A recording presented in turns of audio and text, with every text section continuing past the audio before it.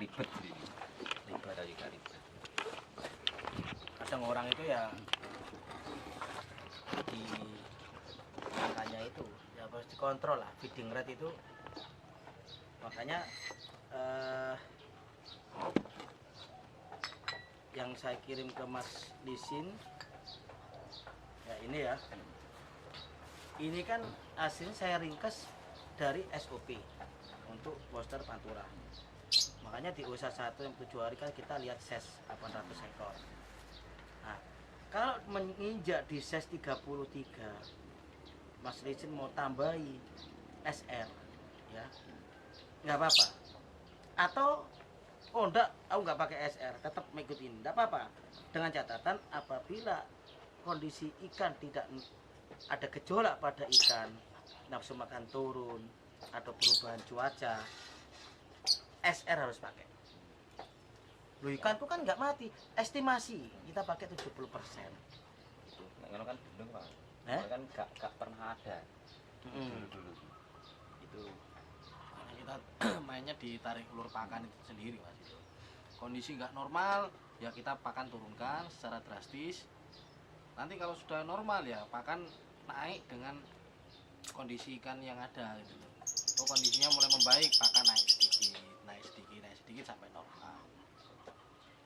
makanya saya tadi kan cerita, apabila ada ikan sakit, iwak loro ya, sebenarnya satu, pakan nih sing dikontrol selain alam loh ya. Iya. Kalau kita bicara alam, cuaca, ini beda lagi. Siapa sih bisa melawan Kekuatan alam ya? Kan gitu ya, Mas Rahmat ya. Bediding ngono ki, Pak. Bediding, kalau bediding itu paling tidak yang dikuatkan itu vitamin, antibodinya.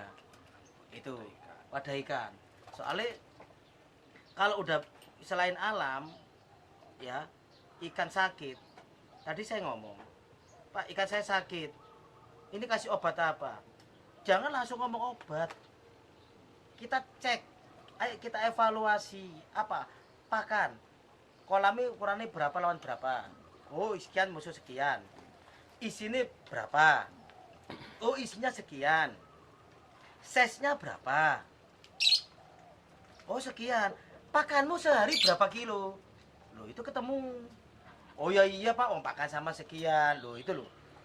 Harusnya cuma dikasih 1 kilo, ternyata hitungannya orangnya 1 kilo lebih. Nah, makanya kita ada ikan sakit, ada ikan tidak nyaman pada kolam, yang kita evaluasi pertama itu pakan. Pakan. Pakan yang kamu kasihkan berapa? Berapa hari sekali? Sehari berapa kali kan gitu. Oh, 3 kali oke lah, sudah pas ya. Berapa banyak, berapa kilo kan gitu. Oh sekian, nah, ada berapa ekor? Oh 5.000 ekor. Oh seharusnya 1 kilo, ternyata dikasih 1,5 kilo. Otomatis kan kelebihan, wah ya ini yang mengakibatkan ikan gak nyaman ya itu tadi, terlalu banyak makan kan gitu. Kayak kemarin saya di pembudidaya iwak loro. Sakit iwak, batuk semua. Tak tanyain. Terus ini pakanmu biro? Pakanku itu ketemunya 1 on 70 1 on 74. Tapi saya globalkan ya menjadi berapa? 2 on. Yo jangan, itu udah hitungan. Udah hitungan kan. Hitungan. Matematika itu kan ilmu pasti. Iya. Jika ketemunya 156 gram misalnya ya, tak bulatkanlah daripada 156 gram, tak bulatkan 200 gram. Itu juga nanti jadi blunder. Gitu loh. Kecuali kalau misalkan 153 gram, jenengan bulatkan 155, itu kan masih sedikit bulatkannya. Tapi kalau 156 gram, tak bulatkan 200 gram, itu kan sudah terlalu banyak gitu loh ringnya itu. Nah, itu juga nanti jadi blunder gitu, jadi bumerang gitu. Oke, ini. Bener. Ada sih ngomong, wah iwakku aman kok tak apa? Ya dibulatkan. Tak bulatkan aman. Sebentar. Kasus per kasus ini beda-beda. Ikan sampan wingi tak bulatkan aman, ini kok nggak aman. Berarti metabolisme tubuh ikan atau kondisi air ini tidak nyaman, pembudidaya ini kan nggak ngerti. Gitu loh. Makanya budidaya lele ini budidaya air, ternak ayam, ternak lingkungan. Bener ya? Iya. Jadi kita harus tengok air, tengok ikan, gitu. Kalau ikan di apa? Di tanah kan biasanya kan sering saya ambil ikan dari tanah, Pak. Saya kan tanah, iwak ning kolam. Dan iwak ning kolam iki gak iso sak kilo sinem. Rata-rata sak kilo sinem. 8, 9 sak. Gak tau sing 6. Nah, lemah rata-rata sing 6, pakai sing 6. Dan iki piye? Bingung aku tuh.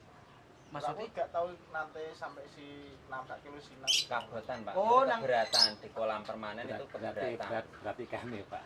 Berarti ikan ini sama aku pengen saiki pasare kan lele kan sak kilo sinem. sinem.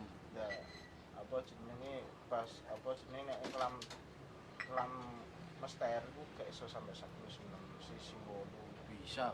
Bisa. Bisa, Mas. Yo suwi ngono iki. Maksudnya berat loh, Pak. Berat untuk Kolam tanah itu makanya ya kolam tanah apa bedanya kolam tanah, kolam terpal, beton, fiber dia mempunyai kekurangan sendiri-sendiri dan mempunyai kelebihan sendiri-sendiri.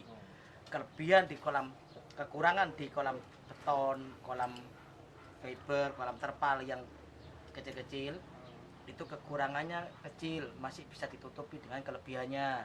Tapi kalau kolam tanah sampan ini kalau kolam tanah bener dia pertumbuhannya cepat soalnya contoh ya unsur hara tanahnya dia subur, dia bisa otomatis pakan alternatif cacing dan lain-lain dia bisa kan gitu.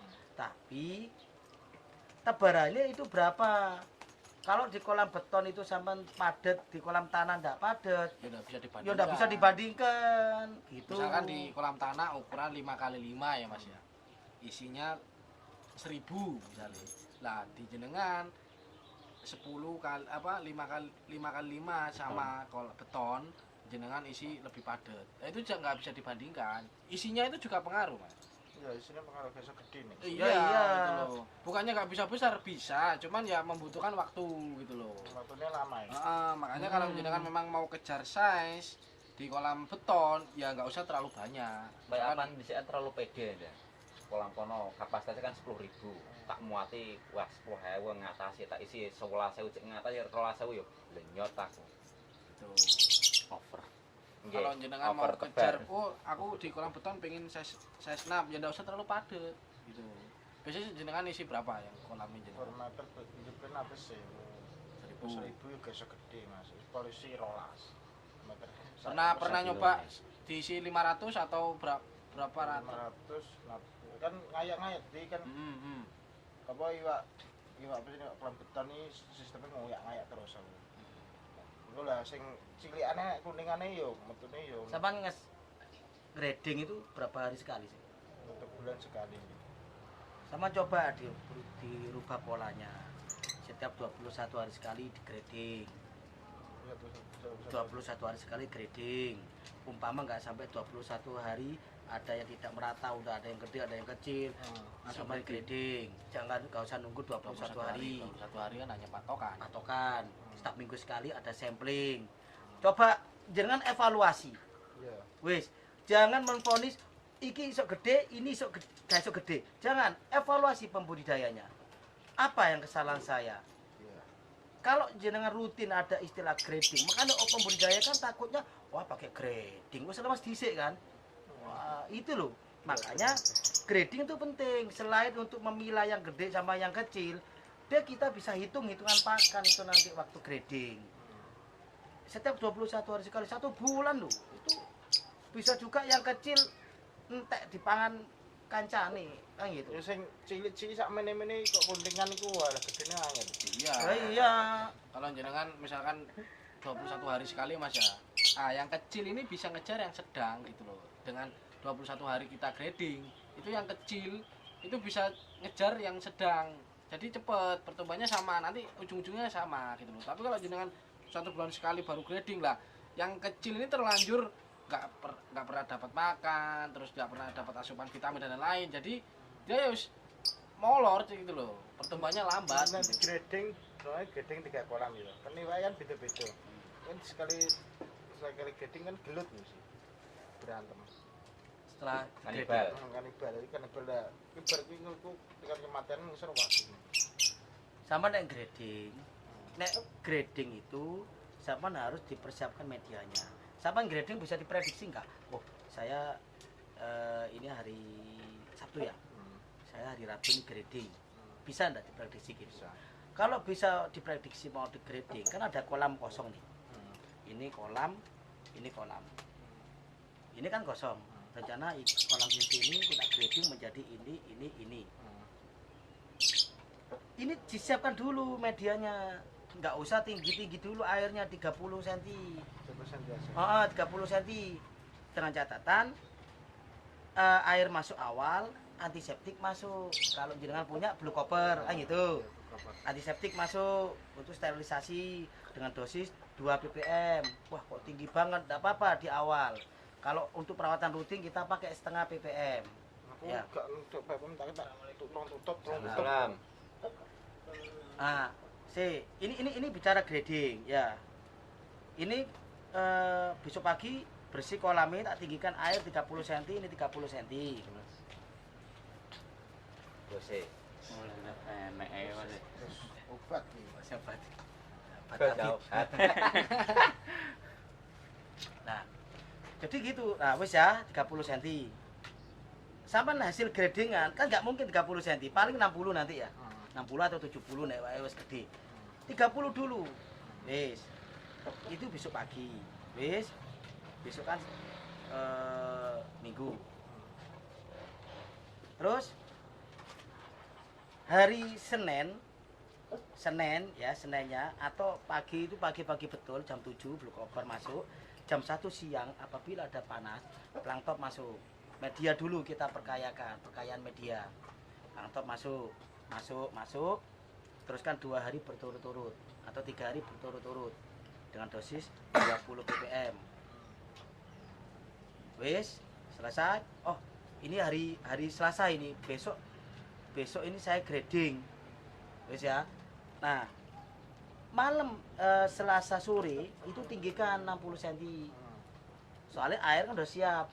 Nah, gradingnya isu apa sore? Sore. Nah, setelah grading kita ambil, sudah grading masuk ke ada 3 ukuran kan? Masuk sini. Setelah di grading, yang kita khawatirkan pasti ono sing luka lah. Ya, kita pasti stres dan lain-lainnya.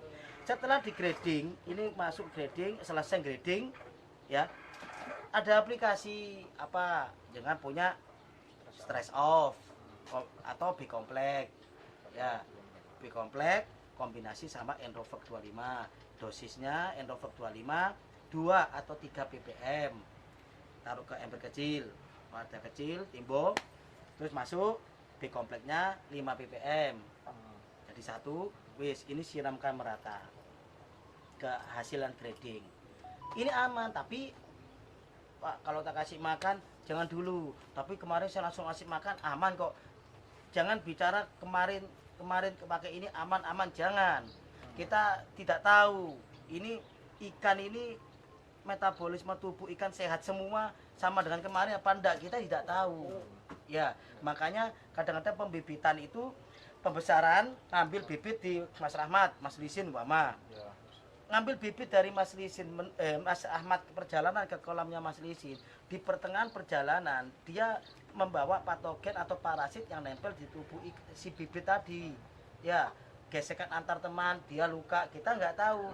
Begitu masuk ke kolam pembesaran di tempatnya Mas Lisin, pakan kita nggak kontrol. 2-3 hari biasanya ada yang mati, nongol 2-3 gantung. Soalnya kita nggak ada aplikasi gitu loh ya.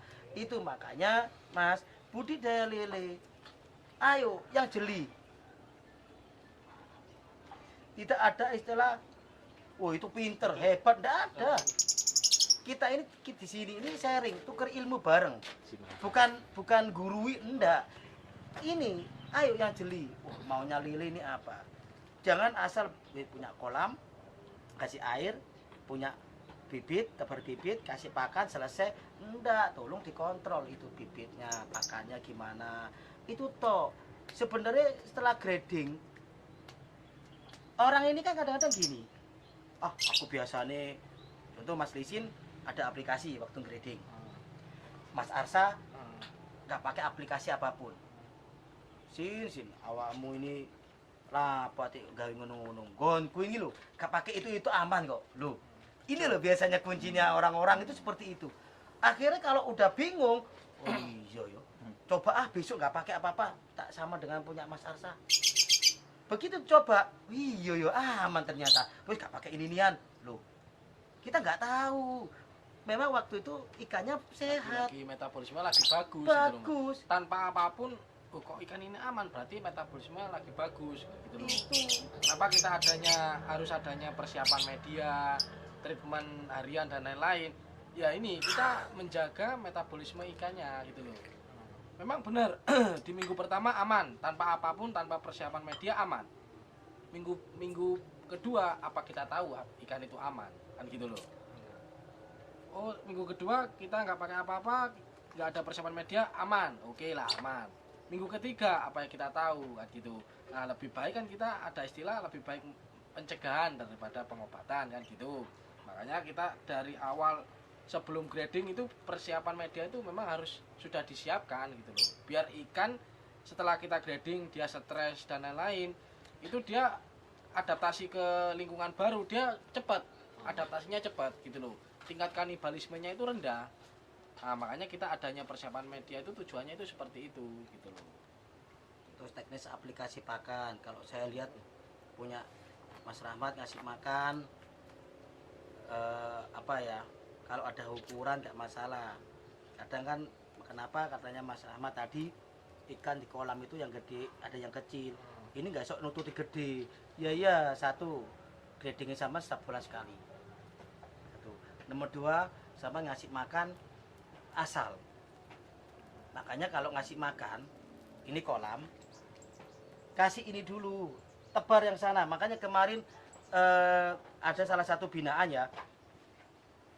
Saya kalau pakai nebar pakan, saya harus pakai jas hujan supaya nggak nyiprat. Jadi kita main air kan ya harus resiko lah ya. Cuma kita mengurangi kecipratan air tadi apa? Kita ngasih pakan, lempar itu di sini dulu supaya ikan ini kan yang nongol pasti yang gede dulu yang gini, gitu. Yang sini kan kosong, ini bukan kosong. Ini ada ikan yang kecil, dia mau ke sini dia nggak bisa. Nah, begitu makanya kita ngasih makan, lempar sentek ya, butiran pecah ke pojok sana. Kita ngasih makan, lempar ke sana, tapi meripat kita, penglihatan kita, mata kita tengok di sini. Iya dong. Ini loh, kita ngasih makan seret, mata kita lihat sini, jangan lihat sana. Sini, oh ini ke sana semua, ini kan kosong. Baru ikan ke sana semua, sama kasih tipis ini di sini. Yang nongol itu yang kecil. Itu loh ya. Begitu nongol, lah ini bisa masih tetap. Nah, waktu grading itu pasti ada yang tidak seragam, pastilah tidak seragam. Tapi kalau tidak seragamnya itu kok nggak signifikan, nggak terlalu parah, itu campur di satu nggak masalah, itu masih bisa nututi. Itu makanya hati-hati, makanya budidaya lele itu kalau saya ngomong, wes ojo kita lepas dari produk, wes main teknis. Itu toh produk apapun itu semua sama. Booster bukan dewa, bukan. Yang dewa itu adalah pembudidayanya. Kuncinya ada di pembudidaya. Itu pokoknya satu, jangan pakai produk yang ilegal, itu tuh aja. Banyak yang sudah KKP. Itu loh kadang-kadang orang ini kan itu ikut Oh jari ini ini. Oh katanya. Nah itu sebenarnya sama pembudidaya awal. Pembudidaya pemula itu kasihan kayak gitu Mas. Oh katanya sana bagus. Oh katanya. Nah ini makanya kita adanya pendataan dan lain-lain ya ini. Data. Hati-hati itu. Kalau kita sudah data, oke lah data kalau orang yang nggak percaya, wah itu data itu bisa dimanipulasi kan gitu. Iya.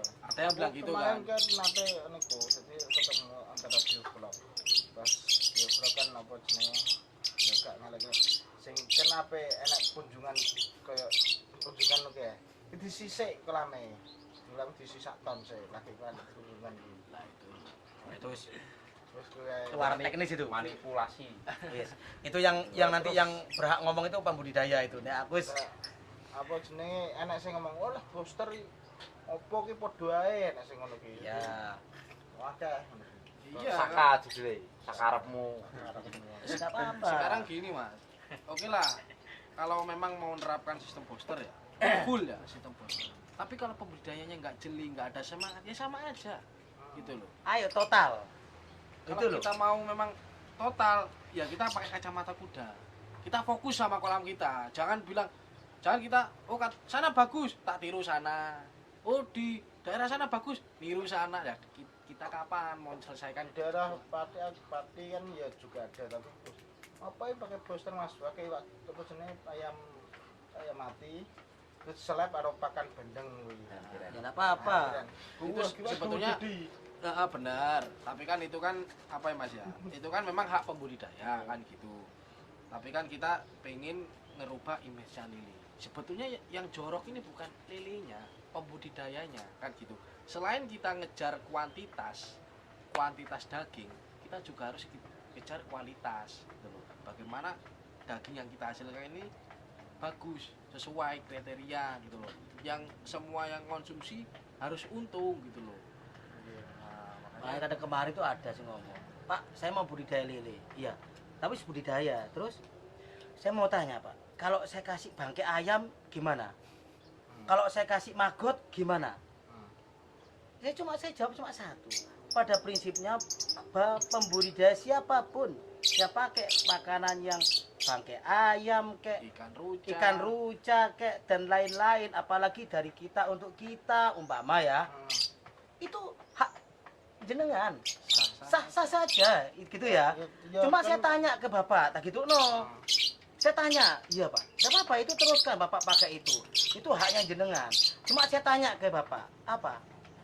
Kalau udah panen, Bapak mau nggak makan lilenya? Oh ya nggak mau. Nah ini curang berarti. Orang lain suruh makan ini, dia sendiri nggak mau makan. Loh ini loh ya.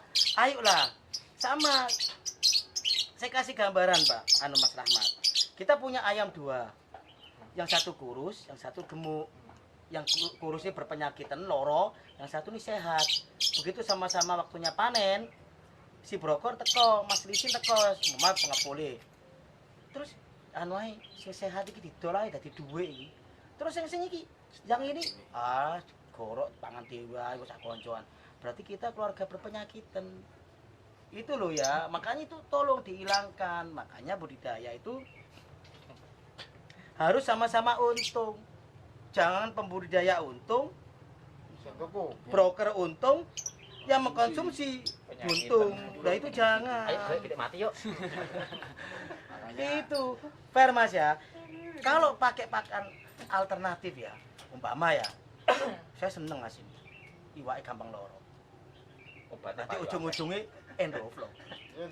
Endroflok Ya aja. Siap.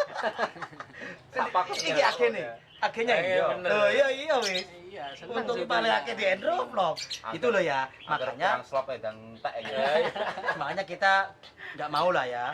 Kita ini nggak mau makanya kalau pakai obat banyak, saya kalau ke binaan atau pembudidaya pakai produk-produk buahnya itu saya itu malah kasihan sama dia. Makanya kemarin di pembudidaya baru kemarin saya ngomong ada berapa peta, ini ada 24 atau 20 kolam ya, rencana kan nambah lagi, masih proyek ini masih digarap. Saya udah lihat itu pemula loh, ini langsung bikin banyak. Saya cuma di hatiku cuma satu, umpama saya jadi dia mulai nol, belum tahu lele, nggak tahu sama sekali, kira-kira saya ada bakul obat, bakul pakan, semuanya masuk ke sana. Sepenting payu, itu saya kasihan. Bener Pak, hati yang bergerak kalau udah seperti itu. Bener, sekarang mending Pak, ayo total ya, ya wis. Tapi ada salah satu yang nggak diikutkan, ngikuti omongan orang lain. Saya dengar, wis mending nggak usah pakai wis. Resiko ini nanti. Bener ya, ini resiko. malah dikambing hitam. Malah dikambing hitamkan. Kan gitu. Sebenarnya kita kan orang make itu kan ada berkelanjutan, berkesinambungan. Jangan sekali pakai banyak, nanti berikutnya nggak pakai kan sama aja kan gitu. Mending ada berkelanjutan gitu loh. Kalau memang mau total ya ayo total. Pakai kacamata kuda, wis nggak usah terpengaruh sama manapun kan gitu. kemarin tuh binanya pemula. Aku seneng ya ngadepi pemula, seneng susah. Senengnya apa? Nek orang pemula itu pokok pasrah bokokan. Bener ya? Tapi nek wis pemain lama ngomongin cuma satu, saya ini, oh bener ya, nek saya ini repot. Nah, kena pemula, senengnya pokok pasrah bongkoan, bener ya. Tapi kalau mentalnya nggak kuat, tonggone itu ngomong marani ke dia, apa iki? Lho, sak mene sih piro sak mene. Terus, wah bodoh kon, lho, kon iki dibojoi. Wong sak mene kok dikai sak mene ekor model pakanmu cuma dihitung titik-titik ngene. Oh, gagal kon. Ajur mek sithik, Oh. gak cepet gede lelemu. itu. Akhirnya apa? Begitu dia panen, sing ngilokno mau, piye panen? Panen, Pak. Panen piro? Iki sekian kintal satu kolam. Iya. Kok iso yo? Lho. Wah, ketepaan kok. Hoki awakmu. Lho. Itu loh makanya kenapa Mas Arsyad tadi bilang ayo pakai kacamata kuda. Kalau memang mau total serius itu toh kuncinya. Makanya saya bilang kesuksesan di budidaya lele jangan bicara kepinteran, apa jeli, teliti, titen, ya paham dengan apa maunya lele. Kalau jenengan ini asal ngasih pakannya nggak ada hitungan pokoknya makani. Wah, wis bumerang teman. Bener. Itu. Lele itu bukan duit kecil ya. Gede, itu duit gede loh ya. Heeh. Tebaran 10.000 wis pirang juta iku. Oh. Wis. Bedokane akeh. Gak iso nyekel lele. Kalbi ya. Omah pangan. Ngene lele bojo loro sok tanda. Lho, iki wis. Ya masuk mangane lho Pak Astino. Ah, kowe. Ngoni bojo ya to. Tek tek tek tek. Gak terima soalnya kan belum bojo deh.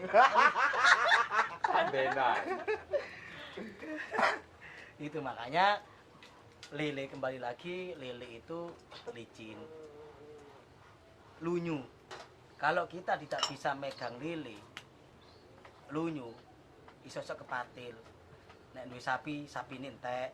Oma, dan motor, semuanya kalau kita nggak bisa.